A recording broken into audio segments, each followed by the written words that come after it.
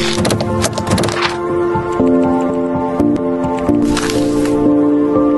Assalamualaikum warahmatullahi wabarakatuh.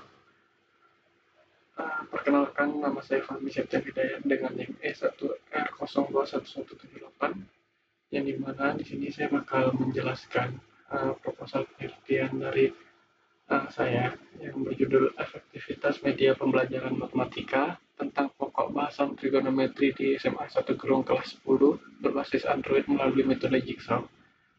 Yang saya hormati sebelumnya dosen pengampu dari mata kuliah metodologi penelitian, yaitu yang pertama Pak Junaidi SPD MPD dan yang kedua Ibu Ratna Yulistianingsih SPD MPD. Baik, kita masuk ke bab pertama, yaitu pendahuluan.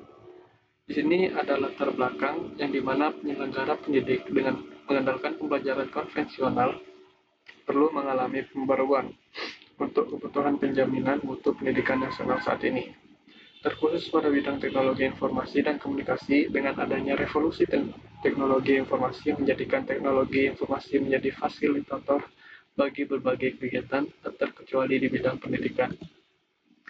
Nah, di sini ada rumusan masalah dan tujuan penelitian.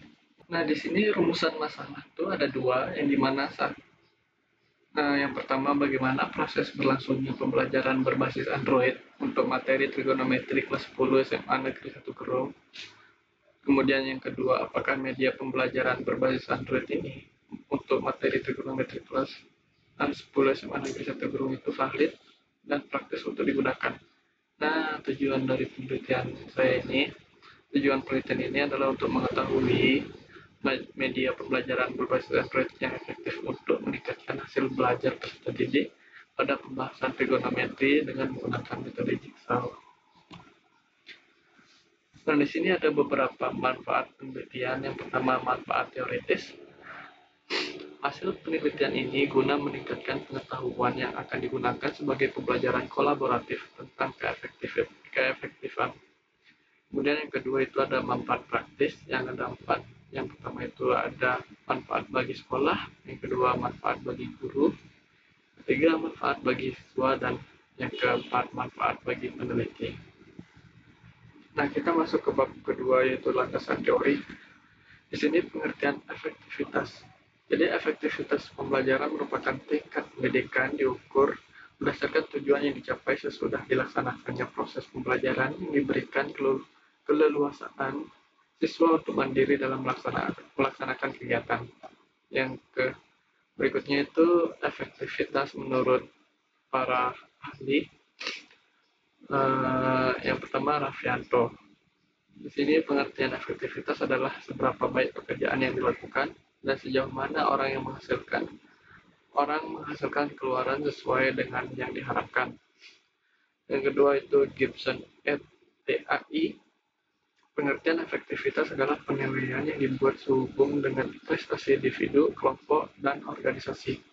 Kemudian Prasetyo Budi Saksono, pengertian efektivitas adalah seberapa besar tingkatan kelekatan antara keluar atau yang disebut output yang dicapai dengan keluaran yang diharapkan dari jumlah masukan atau input dalam suatu perusahaan atau seseorang. Yang berikutnya, Sondang P. Siagan, yang dimana efektivitas adalah suatu pemanfaatan sarana-prasarana sumber daya dalam jumlah tertentu yang sebelumnya telah ditetapkan. Yang kemudian Cameron John R. Jr., yang artinya efektivitas adalah pencapaian target keluar atau output yang dicapai yang akan diukur dengan cara membandingkan output anggaran atau OA seharusnya dengan output realisasi atau OA sungguhnya. Nah, di sini ada pengertian trigonometri, di mana trigonometri merupakan salah satu topik penting dalam kurikulum matematika kelas 10 di Indonesia. Pada tingkat ini, siswa diperkenalkan dengan konsep dasar dan penerapan pembelajaran berbasis Android pada mata pelajaran trigonometri yang menjadi fondasi bagi pemahaman yang lebih mendalam ke kelas-kelas berikutnya. Di sini ada beberapa konsep trigonometri. Yang pertama, definisi trigonometri, jenis-jenis trigonometri, rumus dasar trigonometri, aturan sinus dan aturan kosinus. Nah, di sini ada beberapa keuntungan dan kekurangan kekurangan media pembelajaran berbasis Android. Yang pertama, untuk keuntungannya itu pembelajaran yang interaktif dan dinamis, akses cepat ke informasi dan sumber daya, kolaborasi yang efektif, personalisasi pembelajaran, pengumpulan dan analisis data, dan efisiensi administratif. Nah, tantangan atau kekurangannya itu adalah yang pertama, gangguan dan distraksi. Yang kedua adalah kesenjangan teknologi, masalah teknik, kualitas dan relevansi konten, kebutuhan penelitian dan adaptasi, dan yang terakhir itu keamanan dan privasi. Nah, di sini pengertian metode Jigsaw, yang dimana metode Jigsaw adalah sebuah teknik pembelajaran kolaboratif. Metode ini dirancangkan untuk meningkatkan kerjasama dan interaksi antar siswa dengan cara membagi tanggung jawab belajar secara merata di antara mereka.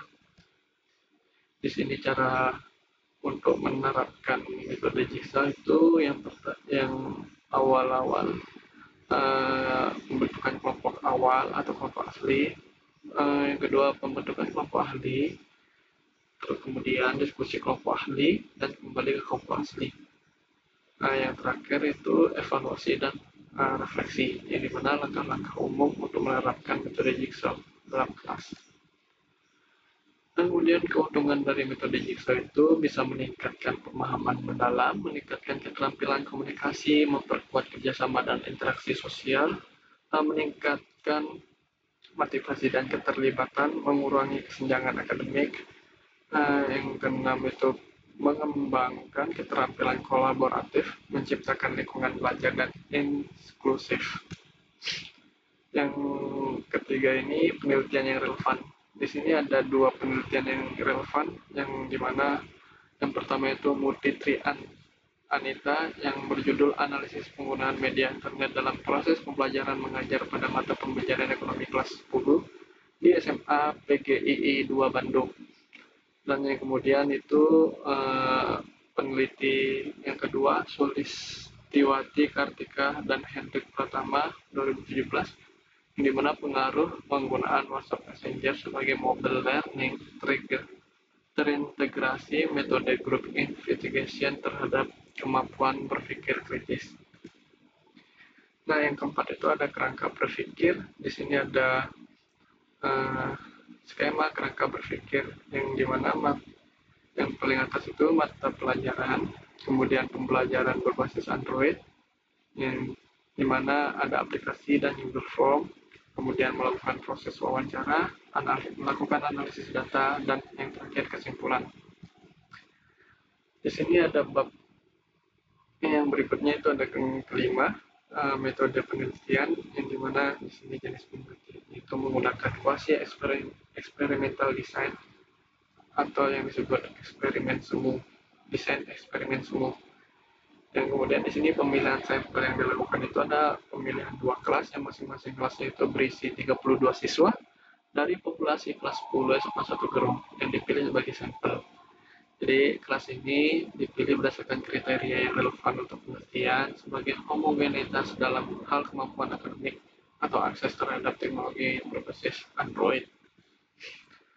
Dan di sini ada pengukuran dan evaluasi untuk mengukur efektivitas media pembelajaran matematika yang berbasis Android dengan metode Jigsaw, yang pada pokok bahasan trigonometri kelas 10 SMA 1 Gerung digunakan beberapa metode pengukuran dan evaluasi sebagai berikut. Yang pertama itu pretest, kemudian yang kedua melakukan post test, yang ketiga kuesioner, dan yang terakhir itu melakukan observasi.